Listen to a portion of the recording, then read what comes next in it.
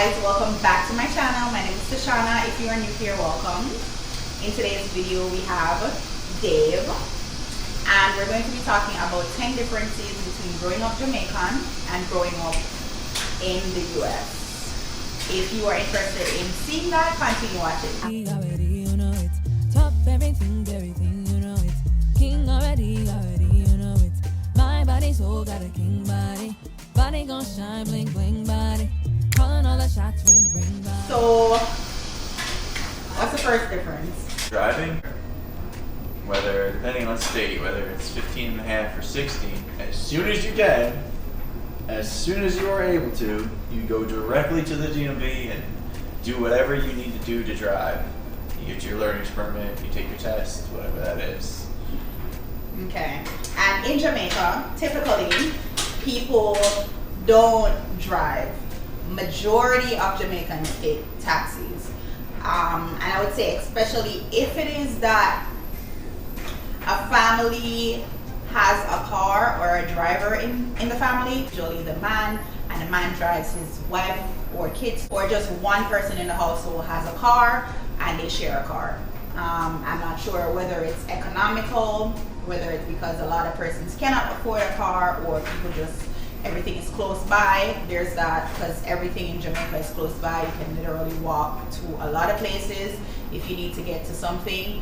And here everything is more spread out. So I don't know if it's the need for a car or the affordability. I don't know what it is, but a lot of persons don't And the drive. culture here is just like, everybody get a car. Yeah. Spend money on gas. Most people don't even aim for like having, here it's like you're 16, you have a car, you're driving to high school, like last year in high school or whatever the case might be. Most people don't even aim for that. You are gonna aim for a car, you're aiming for a car like when you start working, or after a couple of years of you working. It's usually after university and your first job or whatever the case might be. So yeah, that's the major Everybody difference. get a car when you're a teenager, get your license as quick as possible. Anybody that doesn't, it's weird. Okay, second difference is when it comes on to clothing. A lot of kids in Jamaica are referred to as barrel kids. I was one of them. So you would usually have a family member in another country who would pack barrels at different times of the year, and they would send a huge amount of clothing for your siblings, cousins, whoever it is, and you usually get your clothes that way versus what do you do here for clothing. You do like one shopping trip in the summer before school starts. You know, I would say, you know, you get one set of clothes and then you make them last later. Maybe you get a little bit in the spring, you know. But like, your parents typically shop for oh, your and clothes. like, well, we're like Christmas, like you get a lot of clothes for Christmas. The difference that we find is kids standing up or arguing with their parents. Arguing with parents. I know kids here try to be intelligent, and they'll say something like, well, if you don't want me to do it, why do you do it? Stuff like that. Like, that's not a thing. Like, you don't dare ever argue with your parents or try to like confront them about anything. And it's very toxic, yeah. It's a very toxic way to raise your children, because it's like telling your kids they don't have a voice. But it's just the way how a lot of people are raised in the Caribbean.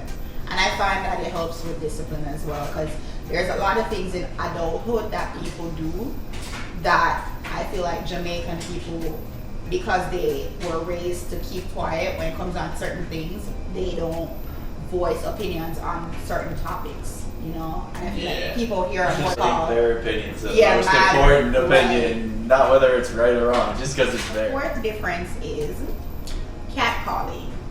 Meow. Okay, so when I just came here, one of the main things that I noticed was there was nobody, not really nobody, but nobody, I could walk down the street and not have anxiety with a group of people standing together or a group of guys standing together. They might say things under their breath or say things to each other, but I didn't have anxiety knowing that my whole physical feature was going to be talked about loudly for me to hear. Like, babe, your butty cock up, or whatever the case might be. There's a lot of catcalling in Jamaica, And it doesn't matter if you're young or whatever the case might be. People will tell you that you look good in your uniform. Even in your uniform, the men will tell you that your uniform looks nice on you. That's the whole cultural thing. It's definitely not, especially with the age difference too. It's like, I mean, there is some girls in high school date people out of high school, but it's maybe a year or two. It's not a big difference, or like you said, like people on the road just hanging out. Yeah. And done. Yeah, I feel like people are very cautious here. People go up to people they don't know at all too. Yeah. It's like another thing that's a huge difference that I noticed, like when I just came here, like you could ask somebody in Jamaica, like you could ask somebody, can I borrow your phone to make a call? Like you could ask somebody, if you're on the street, your phone battery died or something, like you could easily go up to somebody in Jamaica and be like, hey, can I borrow your phone to make a quick call and I'll give it back to you? Even if they don't want to hand you the phone, they'll make the call for you. Or the reason why they won't give you the call is because they really don't have any credit on their phone, and they'll tell you like, hey, I don't have any credit. But here, everybody's like looking at you like, why you on my phone? Like, no. Yeah, it's like asking to have a bite of your sandwich. Yeah. It's like what? That's weird and gross. Get away from me. Don't breathe on me. Nobody wants you to touch their cellular device. Touch anything. Don't ever. Don't do it. So that was a culture shock for me. That was something that I noticed. I was just like, oh, that's weird. Because nobody, like, even if somebody stole your $200 cell phone, like, you could just get a cell phone.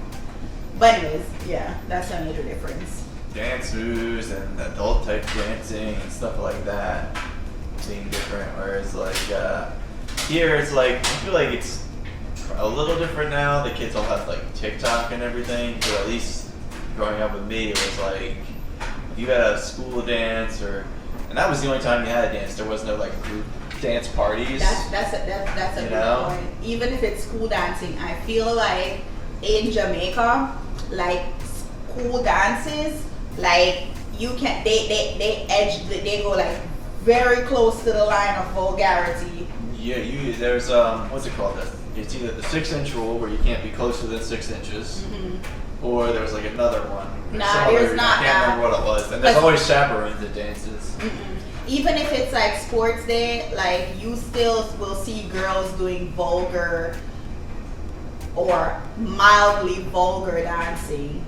And even when you're a kid, like a child, like 5 years old, I feel like kids still do like adult dance move, like winding their waistlines and all that stuff, and it's like, hey, like Brianna can dance, you see? Like the mother will boast about the kid, like, oh, she can whine, you know, they want Brianna, you know? Yeah. Ironically, you could see some of that stuff, like if it was like the cheerleaders would do something like that, or if it was like a routine. But anything like outside of that, you wouldn't really see a ton of that. Yeah, so that's a major thing. And I remember we had like a community cheerleading thing that I was teaching the girls at the time, and there was a American kid that came to spend the summer, and I remember we were doing the dances because it was regular. Like back then, I wasn't even aware that this was vulgar dancing. And we're dancing to regular dancehall music, and I remember her mother was like, "No, that's a little bit too much for her. Like it's just a little bit sexual for her." I remember her saying that. I was like, "Oh, you know, like when you look at it, it's like, yeah, it is." Going on a side thing, did you have that at school where you could get sent to the office for certain clothes? Although you had uniforms at your school. There was uniform regulations with your uniform. So like if your socks was too high, or you had braid in your hair when you shouldn't, like you weren't allowed to wear braids. That's the other thing. That's a difference here. Kids are allowed to dye their hair and they're allowed to wear It didn't used to be that way. It only just started more recently, I would say. You sure? Yeah. I feel like. Are you sure? Because I feel like I seen black kids with braided hair for as long as I can remember. Yeah, public school for sure. Christian school. All the schools in Jamaica are like that. Like you can't have extension at all in your hair. Like you had to have your natural hair at all times. There's one school in Jamaica, Campion, that you're allowed to wear braids, but everybody else, it's a no. You can't wear any type of extension. So normal hair color. You can't even wear like colored clips in your hair. Like your clips have to match your uniform, or just be standard black or standard white. That's it. And earrings too. You guys can have piercings. We weren't allowed to have. We only had one piercing. You can only wear one piercing in your ears, and it has to be very, very small. Yeah, very strict. I feel like I remember there being most of that, but I also remember kids with a bunch of piercings too. I so feel like kids are allowed to pierce even their nose going to school, like as that's far what as I can kinda remember. that. Yeah, and you just mentioned it. It's religious. Jamaica is highly, highly religious. Very Christian-like country. Everything has to do with religion, the laws, everything is centered around religion. If you're not Christian, you're Rastafarian, and very few people are atheist or something else, but almost everybody in Jamaica is Christian. If you're not Christian, they talk about God all the time. And even if you're not Christian, you refer to the Bible for a point of like guidance. Yeah, I for feel like everything. you guys probably even mentioned stuff at school where it's like you can't quote Bible stuff in school at all. Here, no, that would be not Crazy. allowed. That's And all. yeah, here it's like it's family based, more like a chore here. You know, it's less enthusiastic about it. I feel like it's the same thing. We see it as a chore as well, but it's also like just in your day-to-day life, like everything. Like you would be like, the Bible says you're not supposed to do such and such and such. Like none of that, no The clothing, Bible says not all of that, you know. everything. Even from the kids that went to like Catholic school, it's just like To the point where people even make up stuff that's in the Bible to tell you that's they in think the Bible. it's like something like some musician said, but they think it. They're like, oh, the Bible said this, and that was just like the musician or somebody said that, and they just attribute it to that. Pretty much. 7, a difference with Jamaica, and here is the PG ratings and how much people actually adhere to that, and also censorship when it comes on to the music and kids. So Yeah. go. Okay, so here definitely, I remember there was that huge thing with music and the parental advisory sticker they used to put on CDs, and it was like you weren't allowed to get the CD unless a parent was with you, or even they'd start doing it on video games too. Like I remember you couldn't get Grand Theft Auto, one of the ones that came out at a certain point, because it was like a video, and then like your friends, everybody wouldn't get every video game, so you would only have that one friend that their parents let them get that video game with the blood, or like whether it was Mortal Kombat or something like that. And in Jamaica, that's the opposite. It'd be the one friend that parents is like, no, you can't get that. But everybody else's parents is pretty much chill.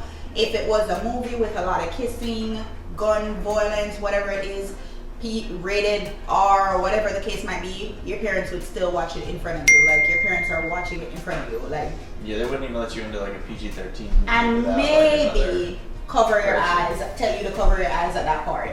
Maybe, but box yours. yeah, maybe tell you cover, or they'll say like they'll watch you watch that part, like watch her, she's gonna watch that part, she see if she'll cover her eye. Like they test you to see if you're gonna cover your eyes. I remember, but you shouldn't even have been watching the movie overall. Also, the kids being able to buy liquor or cigarettes, like there's a whole thing if you're under 18 here, or is it 21? It's 21 in a lot of places now, Wow. but it was 18 when I was growing up. 21 here now, where you can't get access to liquor or anything like that unless you make a fake ID or whatever. You have to go the extra mile to get it. But in Jamaica, like you can send I remember kids going to the bars in Jamaica like, oh, sell me this or sell me that. And the most the shopkeeper will ask you is, who sent you to buy the thing? And once you can answer to who sent you to buy the thing, you can get the thing. Well, and that should not be the case at all. Like if it's a kid, you shouldn't even be allowed in a bar. Number 8, speed through this one. Animals. Oh, pets. Pets are just animals in Jamaica. Whereas here, Explain what you mean by pets are just animals. they are treated like animals. They're left outside most of the times.